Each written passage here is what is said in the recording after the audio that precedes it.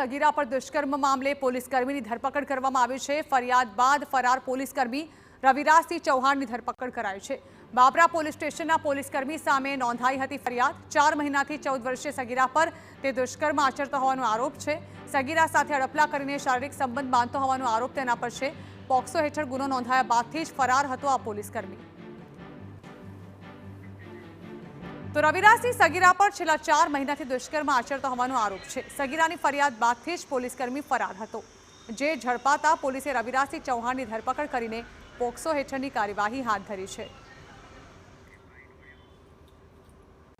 સગીર વયની બાળાનો સંપર્ક કરી સ્નેપચેટમાં વાત કરી તેને લલચાવી ફોસલાવી પોતાના કાયદેસરના વાલીપણમાંથી અપહરણ પણ કર્યું અને એની સાથે શારીરિક અડપલા કરવામાં આવેલા અને બળજબરીથી શરીર સંબંધ બાંધેલો, જે બાબતે બાબરા પોલીસ સ્ટેશનમાં પોક્સો તથા BNSની સંલગ્ન કલમ મુજબ ગુનો દાખલ કરવામાં આવેલ।